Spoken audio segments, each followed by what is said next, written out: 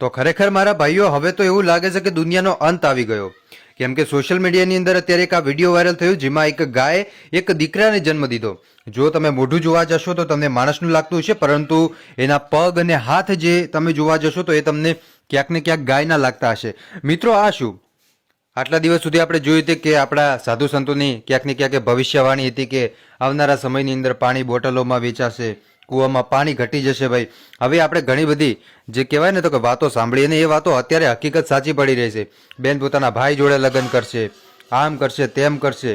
મિત્રો આવા ઘણા બધા આપણે કહેવાય ને કે વાણી એવી સાંભળી છે મિત્રો, પરંતુ આ વખતે સાહેબ એક એવી વાણી કે સાહેબ જે ખરેખર આપણે વિચારીને પણ નવાઈ લાગે.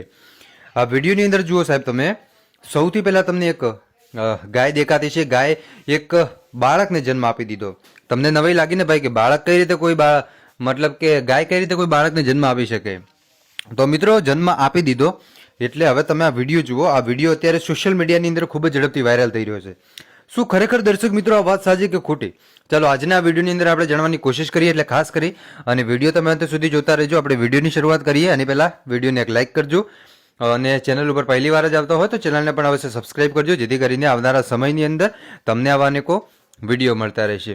દર્શક મિત્રો હાલમાં એક આ વિડીયો ખૂબ જ ઝડપથી વાયરલ થઈ રહ્યો છે, જેની અંદર તમે જોઈ શકો છો ભાઈ એક ગાયે એક દીકરાને જન્મ આપ્યો. એનું મોઢું જોવા જઈએ ભાઈ તો કાયદેસર એ માણસ જેવું લાગે છે, પરંતુ જ્યારે શરીરથી જોવા જઈએ તો એ શરીરથી લાગે છે મિત્રો ક્યાંક ને ક્યાંક ગાય જેવું.